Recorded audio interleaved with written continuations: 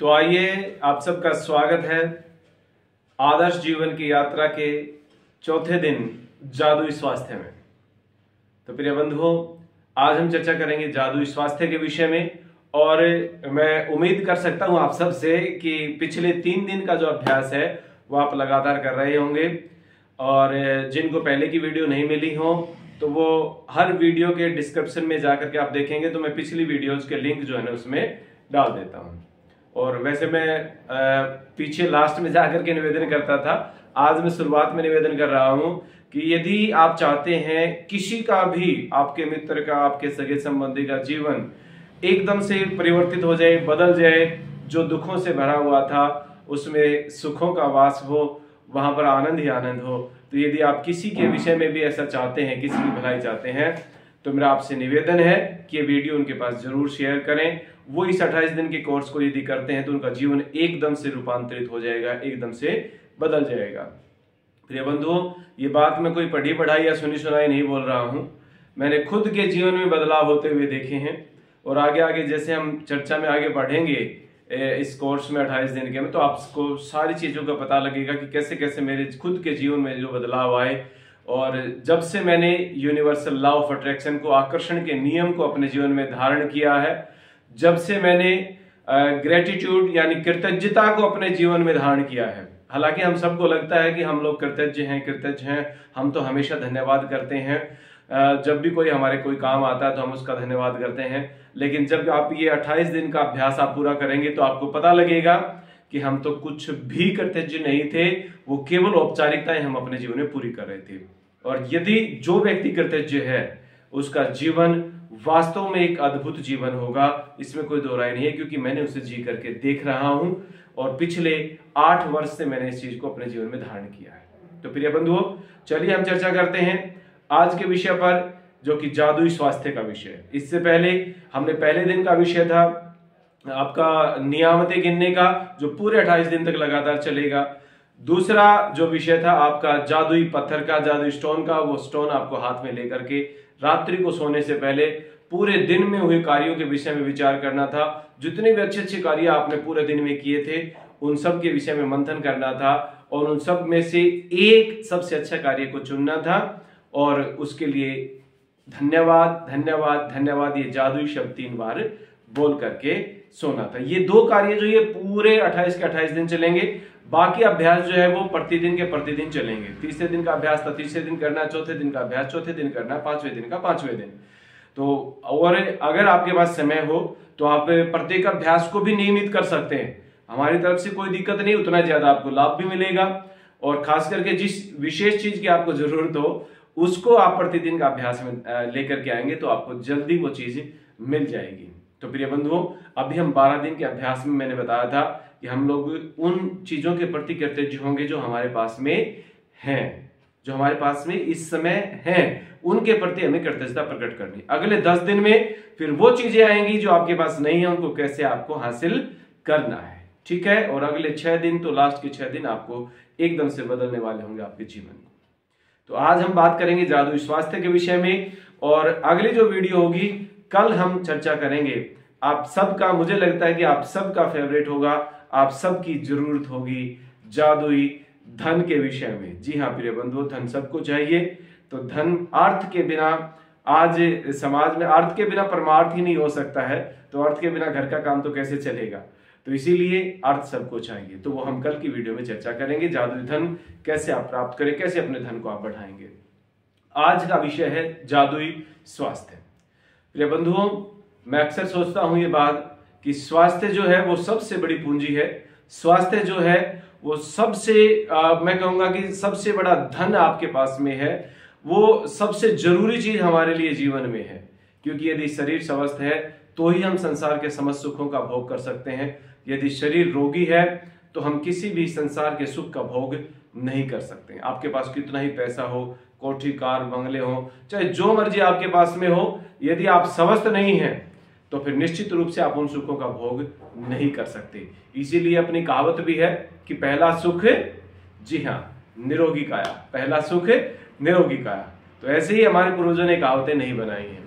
लेकिन जहां पर एक सच्चाई ये है कि स्वास्थ्य हमारी सबसे बड़ी पूंजी है, स्वास्थ्य पर हमारी सबसे बड़ी धरोहर है, स्वास्थ्य हमारी सबसे बड़ी कमाई है। लेकिन एक कड़वी सच्चाई यह भी है, यदि हम जीवन में सबसे ज्यादा इग्नोर यदि किसी को करते हैं तो वो स्वास्थ्य को करते हैं। सबसे ज्यादा यदि किसी चीज को पीछे छोड़ते हैं तो वो स्वास्थ्य को छोड़ते हैं। सबसे ज्यादा अगर हम ध्यान नहीं देते किसी चीज पर तो वो स्वास्थ्य पर ध्यान नहीं देते हैं, स्वयं के ऊपर ध्यान नहीं देते हैं।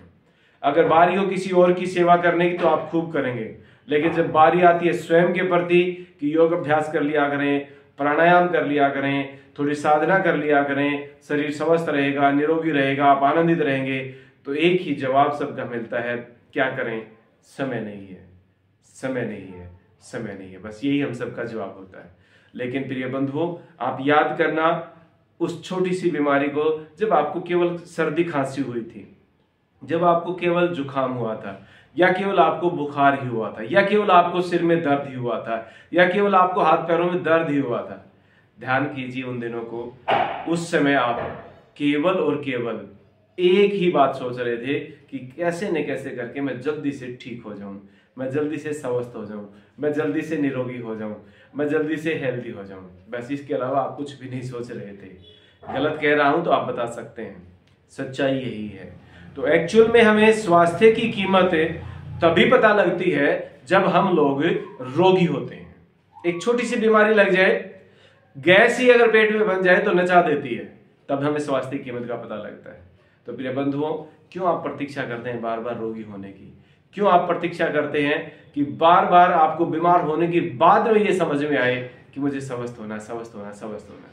मैं अक्सर एक बात कहता हूं कि जितनी ताकत हम बीमार होने के बाद ठीक होने के लिए लगाते हैं, अगर उसका 10% भी आप स्वस्थ रहने के लिए लगा दें तो आप जीवन में कभी रोगी नहीं हो सकते। और यहां तो चलिए, योग करना है, प्राणायाम करने हैं, आसन करना है, आपको औषधि, आयुर्वेदिक औषधियों का सेवन करना है, या घर में आप कोई भी पौष्टिक आहार का आपको सेवन करना, वो तो एक अलग चीज हो गई है। मैं तो बात केवल कृतज्ञता की कर रहा हूं। अभी आपको केवल अपने स्वास्थ्य के प्रति कृतज्ञ होना है, आपको केवल आपके स्वास्थ्य के प्रति धन्यवादी होना है, आपको केवल अपने स्वास्थ्य के प्रति ग्रेटिट्यूड लेकर के आना है अंदर। आप कभी रोगी हो ही नहीं सकते। आपको स्मरण होगा तो बहुत सारे ऐसे साधक आपने देखे होंगे, बहुत सारे ऐसे साधु संत आपने देखे होंगे जो पूरा जीवन एकदम से सात्विकता के साथ जीते हैं, लेकिन फिर भी कोई ना कोई असाध्य रोग उनको आकर के घेर लेता है। ऐसा क्यों होता है? उन्होंने तो हमेशा सात्विक पदार्थों का सेवन किया, उन्होंने तो हमेशा अच्छे अच्छे पदार्थों का सेवन किया है, वो तो योग अभ्यास भी करते रहे हैं, आसन प्राणायाम भी करते रहे हैं। लेकिन प्रिय बंधुओं, आप जब उनकी इतिहास में जाएंगे, आप जब उनके जीवन को जानेंगे, तो आपको पता लगेगा कि वो इतना सब कुछ होते हुए भी केवल एक चीज से चूक गए, और वो ये कि वो स्वयं के स्वास्थ्य के प्रति कृतज्ञ नहीं हो पाए। कहीं ना कहीं मन में ये एक, मैं तो कहूंगा कि वो घमंड के रूप में, ईगो के रूप में आ गया कि मैं तो योग करता हूं, आसन करता हूं, प्राणायाम करता हूं, ध्यान साधना करता हूं, मैं तो रोगी हो ही नहीं सकता। इस प्रकार का भाव जब मन में आता है तो आप वहां पर कृतज्ञ नहीं हो रहे हैं उस चीज के प्रति, आप कृतघ्न हो रहे हैं स्वास्थ्य के प्रति। तो कृतज्ञता बहुत जरूरी है। आप सोच करके देखिए, परमपिता परमात्मा ने हमें इतनी सुंदर आंखें दी हैं, इतनी सुंदर आंखें, पूरे संसार का दृश्य आप देखते हैं। आप एक बार अनुभव करें, अगर आंखें ना हो आपके पास तो क्या होगा आपका जीवन। 1 घंटा एक दिन जी करके देखिए, आंखों पर पट्टी बांधे और जो जो दिनचर्या आप दिन में वैसे करते हैं वो करके देखिए, पता लगेगा कि आंखों की कीमत क्या होती है। तो प्रिय बंधुओं, इन आंखों से आप इतना सुंदर दृश्य देखते हैं, पूरी दुनिया को देखते हैं। इन आंखों से आप अपने दिनचर्या का जीवन को, मैं तो कहूंगा कि हम अपने सभी की सभी जितनी हमारी इंद्रियां, उनमें सबसे ज्यादा यदि प्रयोग करते हैं किसी इंद्रिय का तो वो आंखें हैं। तो आंखों के प्रति कब कृतज्ञ हुए थे आपको याद है? कब आंखों का धन्यवाद किया था आपको याद है? दुनिया के महंगे से महंगे कैमरे में वो लेंस नहीं है जो परमात्मा ने आपकी आंखों में दिया है, लेकिन कब आपने अपनी आंखों का धन्यवाद किया है? याद है? नहीं याद है। तो आज से धन्यवाद करना शुरू कर दीजिए। इन हाथों की यदि हम बात करें तो कितना काम आप अपने हाथों से करते हैं, कितने पैसे आपने इन हाथों से गिने होंगे, कितने साइन आपने इन हाथों से किए हैं, कितना, मैं कहूंगा आप सोचने बैठे कि हाथों का कितना आपके जीवन में उपयोग है, कितने उपयोगी आपके लिए हाथ हैं, तो मैं कहूंगा कि हम इनकी नियामतें गिनते गिनते थक जाएंगे। लेकिन कब आप इनके प्रति कृतज्ञ हुए? कब आपने हाथों का धन्यवाद किया? नहीं किया तो कर दीजिए शुरू। कानों से इतनी सुंदर वाणी हम सुनते हैं, कब हमने कानों का धन्यवाद किया?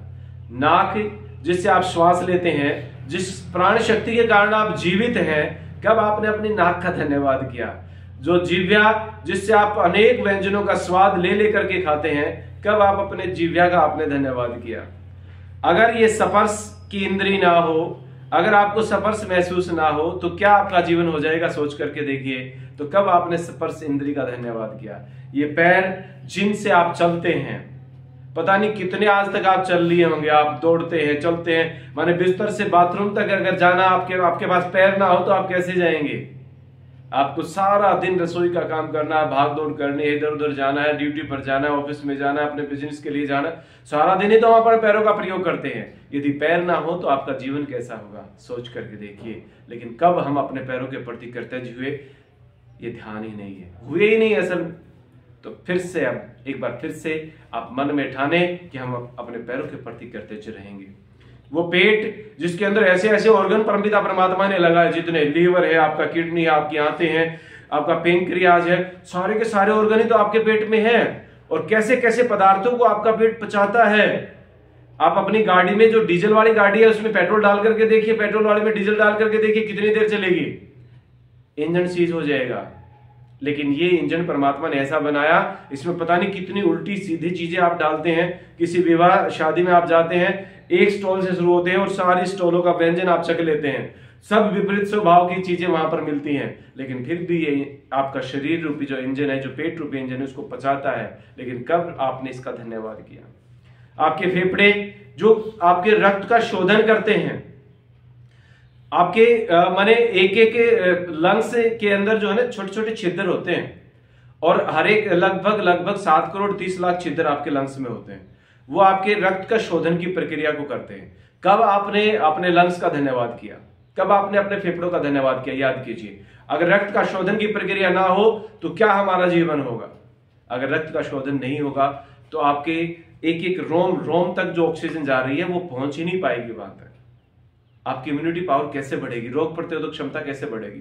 तो ऐसे ही आपका हार्ट है, इतना कितने लीटर पंपिंग कर देता है ब्लड को, आप सोच भी नहीं सकते। कब आपने हार्ट का धन्यवाद किया? तो एक एक ऑर्गन में कितने, मैं पूरा दिन लग जाएगा मैं यदि शरीर के एक एक ऑर्गन के बारे में चर्चा करूंगा। तो प्रिय बंधुओं, शरीर के एक एक ऑर्गन का धन्यवाद करें, धन्यवाद करें, धन्यवाद करें। इससे बड़ा कोई धन आपको जीवन में नहीं मिल सकता। परमात्मा का उपहार है आपके लिए। और सबसे विशेष आपका मस्तिष्क, अगर ब्रेन ना हो तो क्या हमारा जीवन होगा? जीवन ही नहीं है। तो इस मस्तिष्क का, इस ब्रेन का, इस मन का, बुद्धि का धन्यवाद करें। परमपिता परमात्मा ने हमें इतना कुछ दिया है। मस्तिष्क में अगर मैं बात करूं तो करीब करीब 100 अरब सेल होते हैं, और एक सेल की पावर 60,000 कंप्यूटर जितनी है। आप सोच करके देखिए, ईश्वर ने कितनी बड़ी शक्ति आपको दी है। लेकिन कब आपने इस मस्तिष्क का धन्यवाद किया? कभी नहीं किया। तो प्रिय बंधुओं, मैं फिर अलग अलग ऑर्गन मुझे ध्यान आते जा रहे हैं, तो मुख्य विषय बहुत लंबी वीडियो हो जाएगी। तो मैं एक बार फिर से निवेदन करूंगा कि आप अपने शरीर के एक एक ऑर्गन का धन्यवाद कीजिए। संपूर्ण स्वास्थ्य के प्रति कृतज्ञ हो जाइए, धन्यवाद कीजिए। जब भी आपको मौका मिले आप शरीर के प्रति धन्यवाद करें। रात को सोने से पहले जरूर धन्यवाद करें। जिनकी आंखों पर चश्मा चढ़ा हुआ है वो आंखों का धन्यवाद करेंगे। आदर्श आंखों के लिए धन्यवाद करेंगे। स्वस्थ आंखों के लिए धन्यवाद करेंगे। इतने सुंदर सुंदर दृश्य मैं अपनी आंखों से देख रहा हूँ, मेरी आंखें पूर्ण रूप से स्वस्थ हैं। इस प्रकार से जब आप विचार करेंगे तो आपकी आंखें स्वस्थ रहेंगी। जिनको चश्मे चढ़े हुए हैं चश्मे भी उतर जाएंगे। खैर, अगले एक बार फिर से विषय आएगा, उस समय आपको बताएंगे कि जो आपके पास नहीं है उसको कैसे लेकर के आना है। जो स्वास्थ्य है, अभी जो स्वास्थ्य है उसके प्रति आपको धन्यवाद करना है। अभी माने एक घुटने में दर्द है, एक ठीक है, तो जो ठीक है उसका धन्यवाद करना। आज के लिए इतना ही है। जो ठीक नहीं है, जिसमें दर्द है, वो कैसे ठीक करना है वो हम आगे चर्चा करेंगे। ठीक है, तो इस समय जो आपके पास में है उसका धन्यवाद करना है। तो वो सोते समय एक बार आप इस चीज को जरूर स्मरण करेंगे, ध्यान करेंगे, अपने शरीर के एक एक ऑर्गन के प्रति उनका धन्यवाद करेंगे। दूसरा, एक और चीज, आप एक वाक्य आप लिख करके रखेंगे। ऐसे स्थान पर आपको ये वाक्य लिख करके रखना जहां पर आपकी बार बार नजर पड़ती हो। वॉश बेसिन भी हो सकता है, कोई स्लैब हो सकता है, आपके बिस्तर के सामने हो सकता है, जहां पर भी। तो सिर्फ इतना लिखना है कि परमात्मा जो हमें उपहार दिया है उसके प्रति आपको धन्यवादी होना है, कृतज्ञ होना है। तो स्वास्थ्य का उपहार मुझे जीवित रखता है, इस प्रकार से आप ये लिखेंगे। स्वास्थ्य का उपहार मुझे जीवित रखता है। स्वास्थ्य का उपहार मुझे जीवित रखता है। स्वास्थ्य का उपहार मुझे जीवित रखता है। तो ये आप लिख करके रख लेंगे और इसको जब भी आपकी नजरों के सामने आए आप इसको पढ़ें, जोर जोर से पढ़ें, शब्दों में पढ़ें, आवाज आनी चाहिए। और जब भी आप इसको पढ़ें तो दिल से धन्यवाद कीजिए परमपिता परमात्मा का, इतना सुंदर उपहार आपको दिया है स्वास्थ्य के रूप में, स्वस्थ शरीर के रूप में। तो स्वास्थ्य का उपहार मुझे जीवित रखता है, ऐसे आपको ये लाइन लिख के रखनी है। ये पिछली बार जब हमने कोर्स किया तभी का लिखा हुआ, अब तक रखा हुआ है। हम इसको रोजाना देखते हैं, रोजाना बोलते हैं, तो ये आपको भी करना है।